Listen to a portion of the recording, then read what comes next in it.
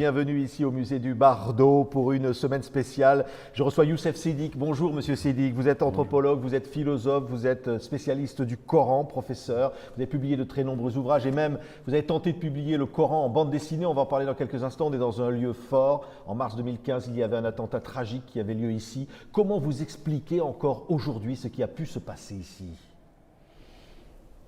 Moi, je crois que le monde traverse un moment spécial, particulier et très difficile. C'est le moment où le citoyen, ou certains citoyens, croient que le ciel leur parle en aparté, en particulier, qu'il leur parle dans l'intimité.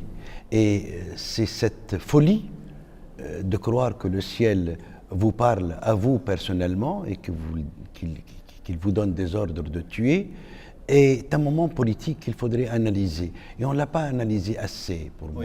Comment on peut l'analyser? Vous avez dit dans certains de vos livres, il y a une tromperie. On s'est trompé sur 15 siècles d'histoire du Coran. Absolument, 15 siècles d'histoire de l'islam. Je le dis tout en étant fier d'appartenir à un monde musulman, à une histoire islamique, etc. Il y a de l'art, il y a de la chanson, il y a de la poésie, mais tout a été marginalisé. L'essentiel dans l'islam a été une tromperie. À partir du moment où, suite à la mort du prophète, il y a eu une guerre civile extrêmement dévastatrice, il y a eu des califes, dès le début de l'islam, des califes qui ont donné l'idée d'être porteurs de la parole de Dieu, alors qu'ils n'étaient que des despotes absolus, au sens de Montesquieu du terme.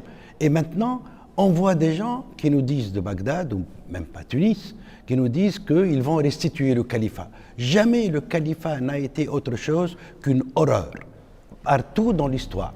Et ça a réprimé des innovations, ça a réprimé des doctrines, ça a réprimé des trouvailles énormes dans l'histoire du monde arabe, des sciences, etc. Et le califat était responsable de cette énorme tromperie qui débouche aujourd'hui sur Daesh et compagnie. Oui, et vous dites aussi, dire que l'islam doit conquérir le monde est contraire au Coran.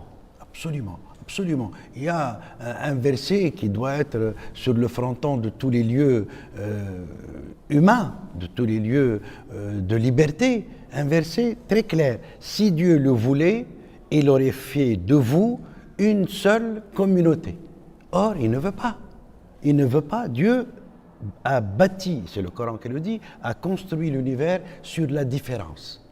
Et ça, c'est extraordinaire. C'est dans le Coran. Oui. Et on a ignoré tout ça pour donner une conception que l'islam a vocation de devenir planétaire un jour. Donc, on doit hâter cette échéance, soit par la tactique, par les partis des frères musulmans, etc., soit tout simplement par la dévastation du monde, par l'initiative de prendre un camion et d'écraser les gens dans une place publique. Vous aviez publié un livre il y a quelques années qui s'appelait « Nous n'avons jamais lu le Coran ». Ouais. C'était un titre qui est paru presque provocateur. Non, il est tout à fait scientifique à mon avis, parce que je ne voulais pas provoquer. Je voulais tout simplement montrer que jusqu'à maintenant, l'essentiel, sinon la totalité du message coranique est transmis par la seule récitation automatique. La seule récitation automatique est partout, dans les mosquées les plus libertaires, les plus dégagées, même en Afghanistan, en Malaisie, etc., en Malaisie surtout, où l'islam paraît plus libre, tout est récité, ce n'est pas lu. Or, le Coran, par rapport à la Bible ou aux évangiles, commence par un verset extraordinaire, lis. Il commence par l'ordre de lire. Et jusqu'à maintenant, je prétends, j'ai essayé de le démontrer dans mon ouvrage, jusqu'à maintenant, personne ne l'a encore lu. Oui. Personne. Ça veut dire qu'on doit, comme vous dites, le lire, mais avec son propre regard? Non. Et confronter par exemple le Coran aux sciences, confronter le Coran aux réalités d'aujourd'hui? Ça, c'est évident. On l'a essayé, on l'a déjà fait. Beaucoup d'intellectuels, qu'ils soient du monde islamique ou qu'ils appartiennent à d'autres mondes, ce qu'on appelle les orientalistes, on l'a essayé. Mais le plus important, c'est de croire que si Dieu vous parle, si vous avez la foi que c'est la parole de Dieu, vous ne pouvez jamais arrêter un sens. Parce que tout se renouvelle dans l'univers, tout est dynamique, et Dieu risque, celui qui vous parle, de vous dire que non, ça a changé. Entre une lecture sous la lumière de Newton et une lecture sous la lumière d'Einstein, déjà la parole de Dieu a changé. Oui, mais est-ce que chacun peut avoir sa propre lecture du Coran? Est-ce qu'on peut avoir un regard critique sur ces textes? Et critique, non, si vous avez la foi.